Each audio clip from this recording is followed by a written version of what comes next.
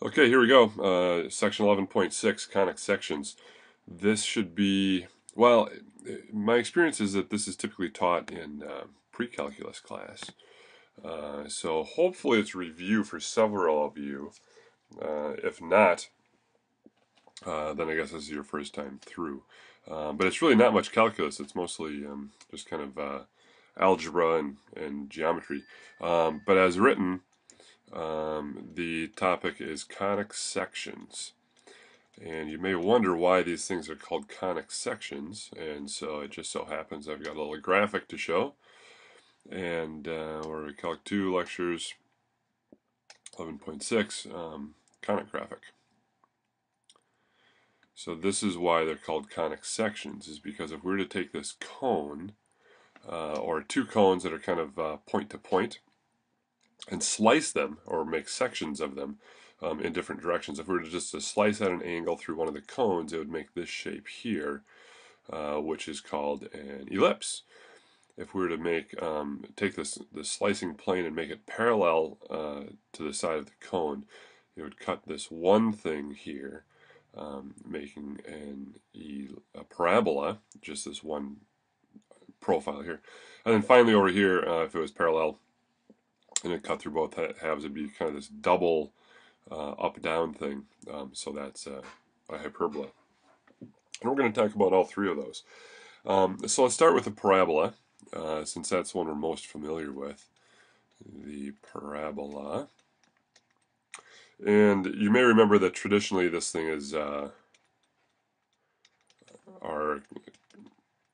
traditional parabola is y equals x squared. All right, so we're all very familiar with that. But I'm going to mix it up a little bit and throw in another definition. Where is parabola definition? So let's read this thing and see if it makes sense. All right, a set.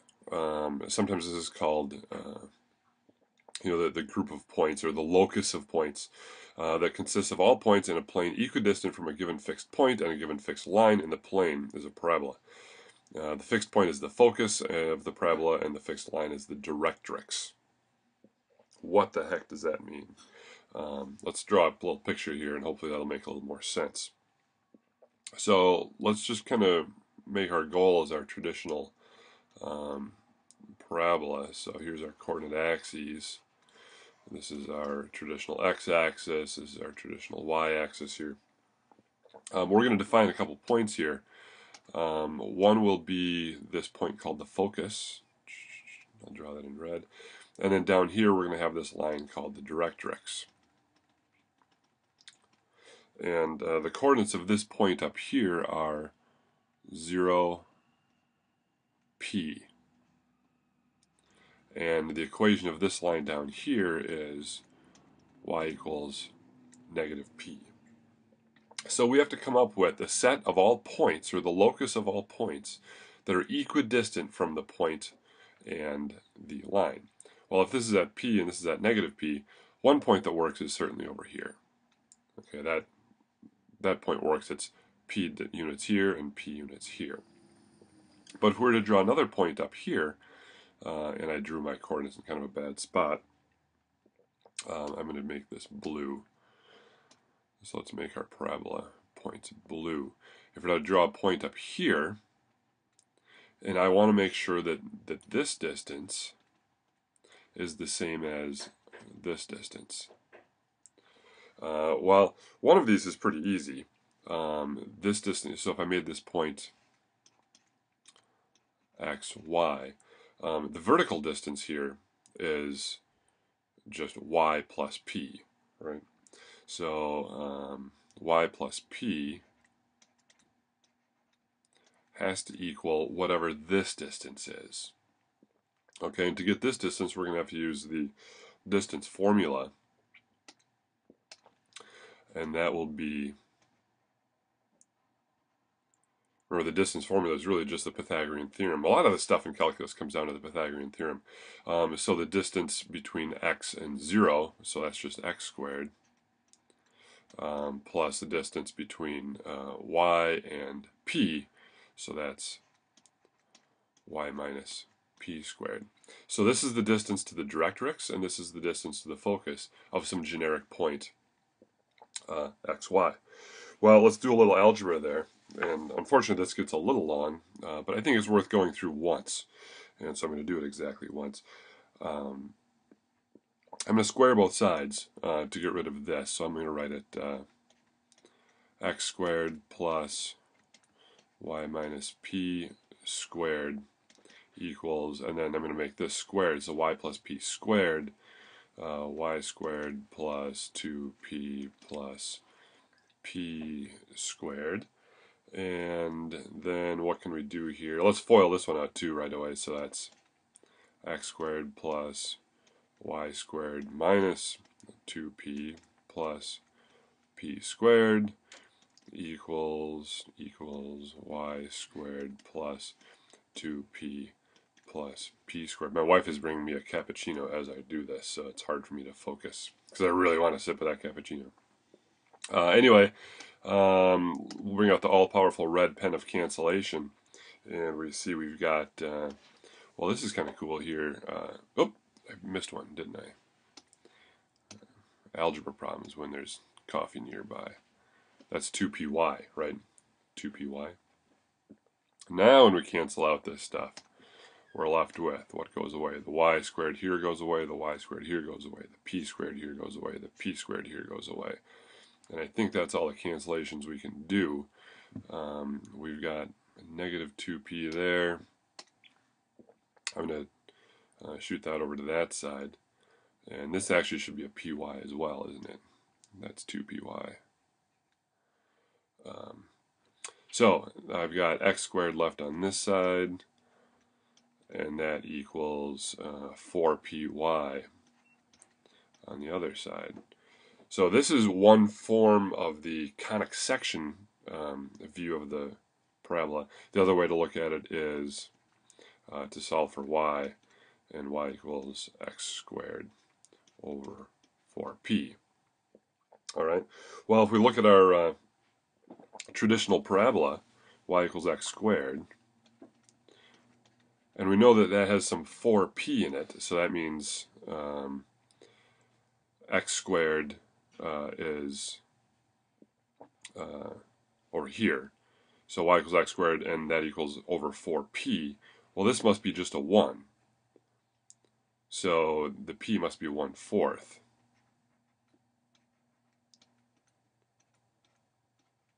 What does that mean?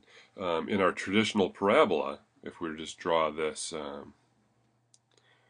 traditional one here, y equals x squared, and I draw just this guy in, then our focus will be here at 1/4, and our directrix for our traditional parabola is at negative 1/4.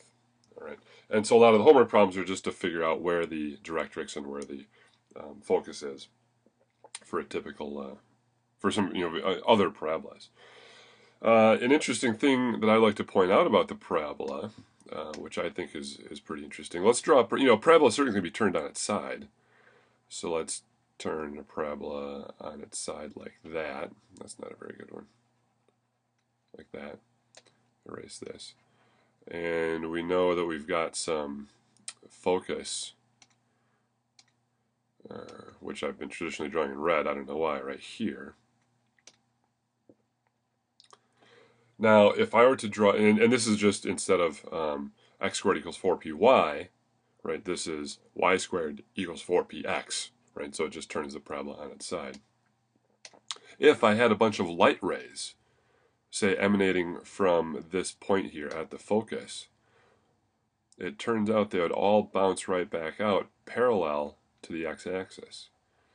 So that would bounce out that way, this would bounce out that way, and then this would bounce out, like that. We could do one that kind of goes pretty straight far back there, right? So, how is this useful? Well, what about the headlamp in your car, right? If you've got a flashlight or a headlight or something like that, and you want all the light rays to come out parallel, well, it makes a lot of sense to use a parabolic reflector and then use and put the point source of light right at the focus of that parabola. Likewise, if we had some sort of information coming in, like say sound waves or radio waves, we could put a microphone or some sort of a receiver right here to get it. Very much like they do in this one of these guys here. I think you've seen this. Right, this guy is standing on the sidelines of a football game. I actually did this in college when I was an undergrad. My job was working for ESPN. I'd stand on the sidelines and record. These sound waves would come in here. Sound waves come in here, and then they bounce off right to the focus of that parabola there. And so you can get those great, bone crunching hits that make the NFL films so cool.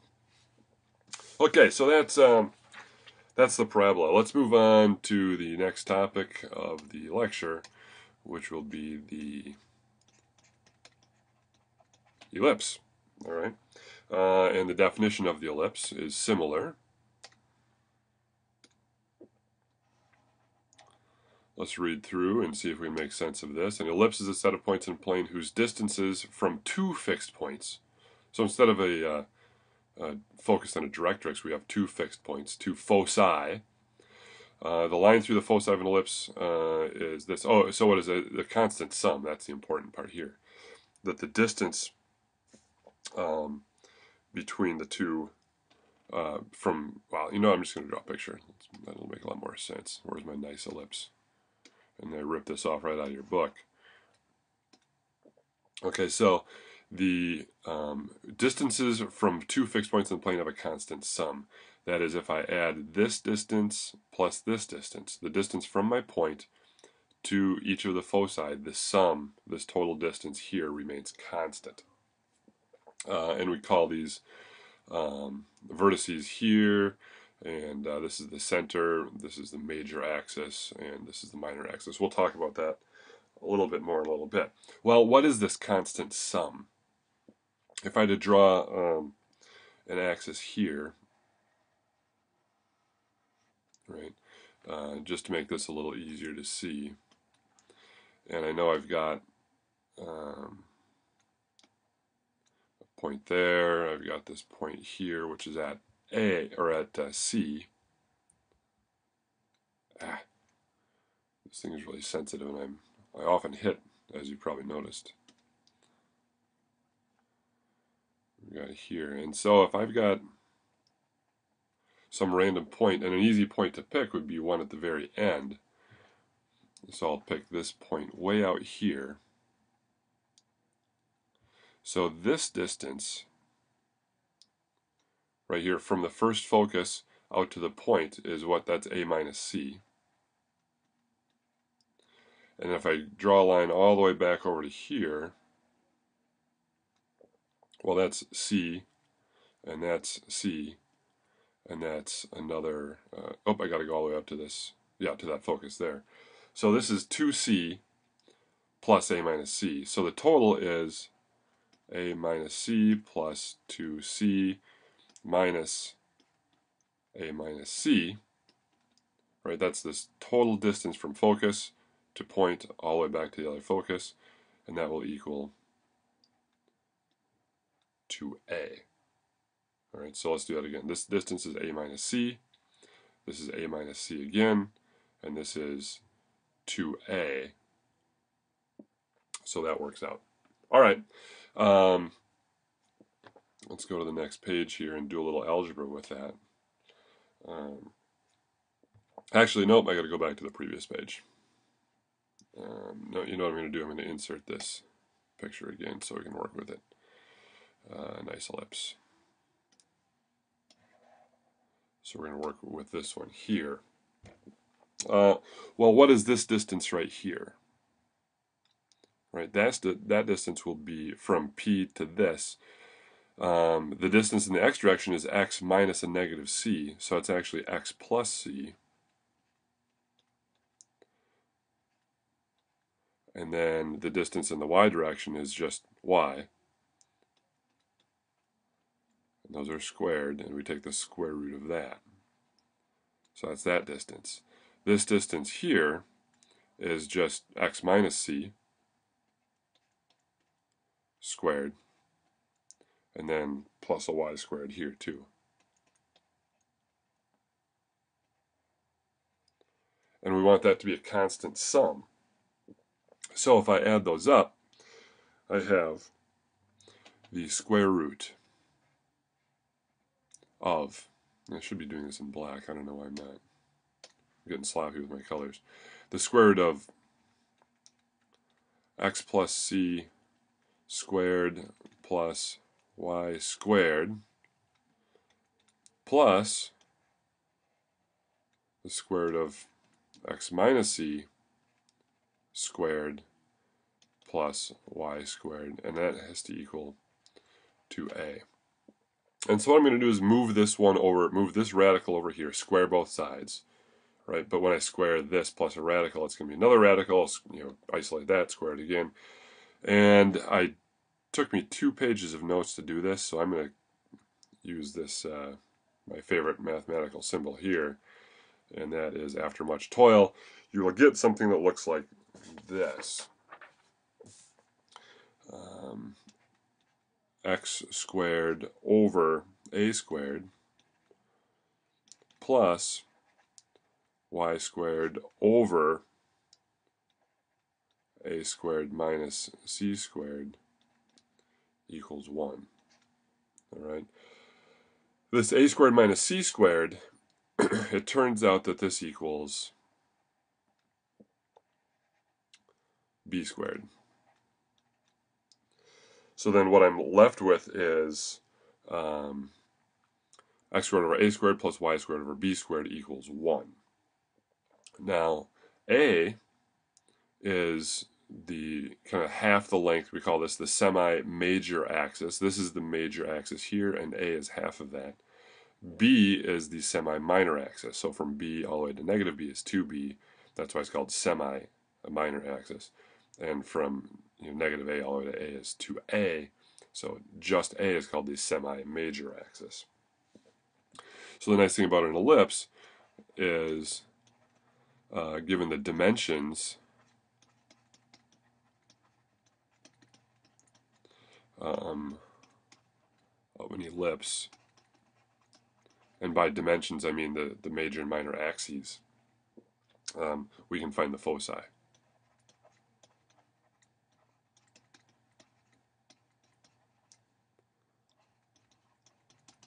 Okay. Now the major axis doesn't necessarily have to be on the x-axis.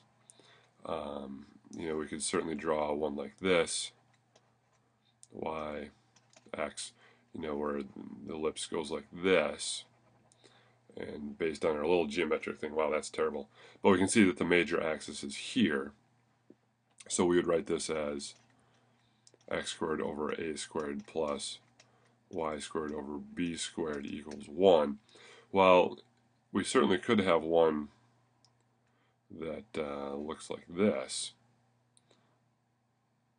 where it's a long ellipse like that, in which case this would be x squared over b squared plus y squared over a squared equals 1. What does this mean? Just that when the long axis, the major axis, is aligned with the y-axis, then we put the a under there.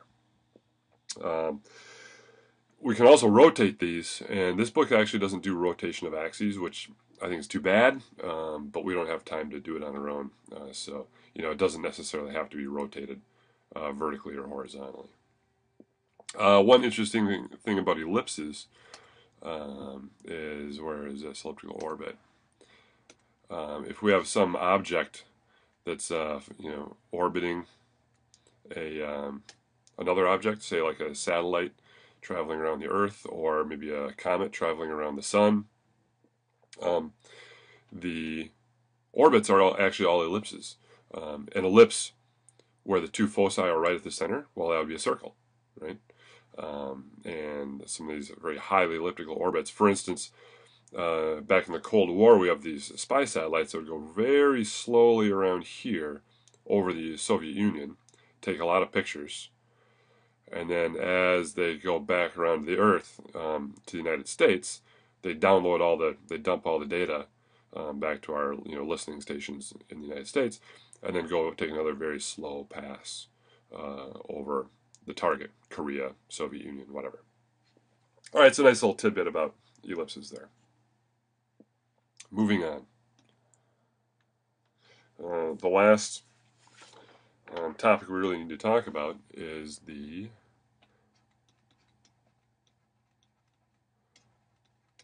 hyperbola. All right, and as usual, we've got a definition for that. Hyperbola definition looks like this. So what is it? A hyperbola is a set of points whose distances from two fixed points, the foci, have a constant difference. So instead of a constant sum, it's a constant difference.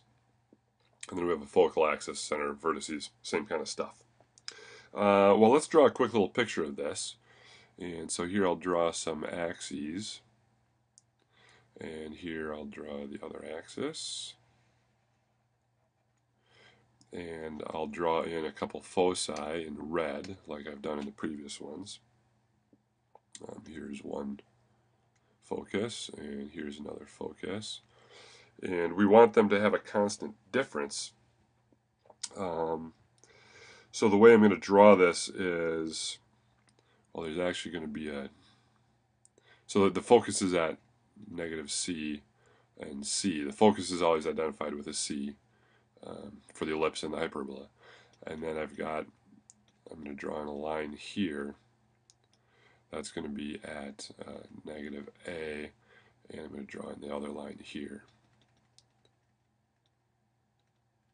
at positive A. All right.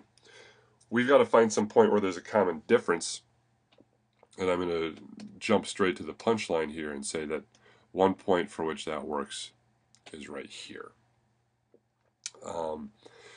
So what is the common difference? We know the distance from here to here.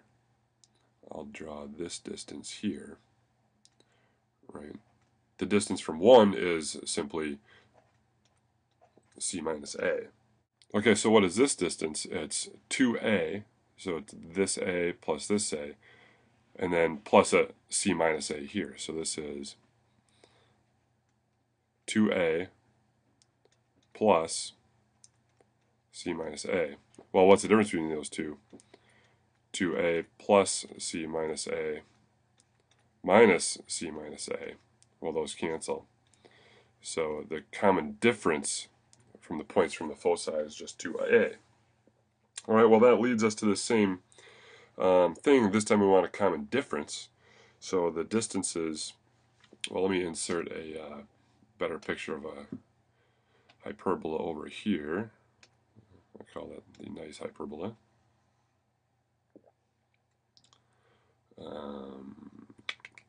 Yeah, I don't have a ton of room. I'll put it here. So this distance here, wait, what is that? Well, it's the x distance, which is actually x minus a negative c. So it's actually, this is x plus c squared. And then in the y direction, it's just y squared again. Y squared, and we take the square root of that. And from that, we subtract the other distance. The x distance here is just x minus c squared plus y squared. And that's going to equal 2a. And that this distance is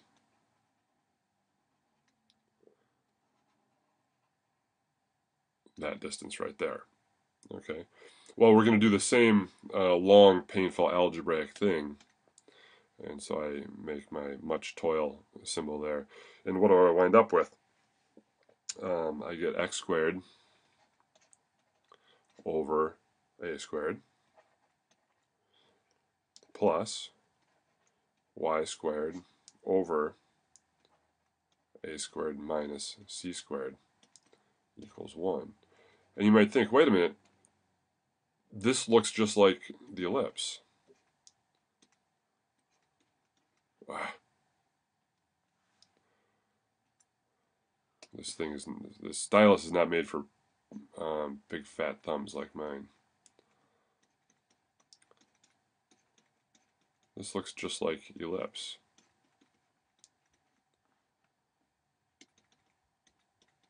But look at a squared minus c squared. A is out to this first point here. C is actually bigger than that. So a squared minus c squared is negative. It's less than 0. So we're going to change our definition.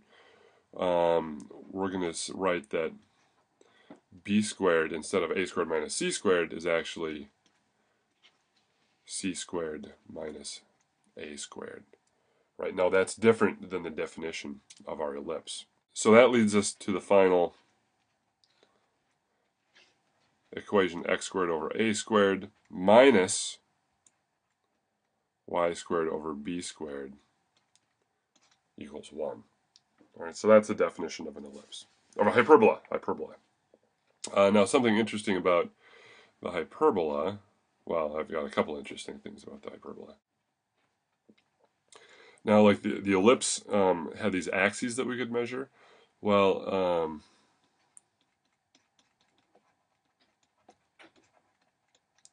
an ellipse has axes, but a hyperbola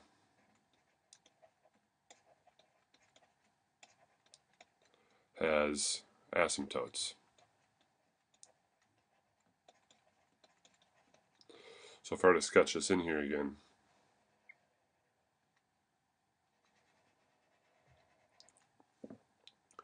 and I sketch my hyperbola in blue, kind of goes like that, and then like that, and then like that, and like that.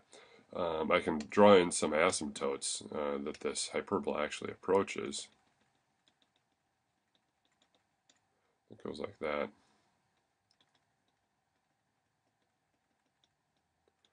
And that. And the equation of this one turns out to be y equals b over a times x. And this one is y equals negative b over a times x. So that's kind of the analog to the axes of the ellipse. The hyperbola has asymptotes. And then, of course, I've got one more interesting tidbit about hyperbolas. And so for those of you who are big fans of The Simpsons, you see this in the opening credits. Right, this is called a hyperboloid structure. What's a good Simpsons color? How about green?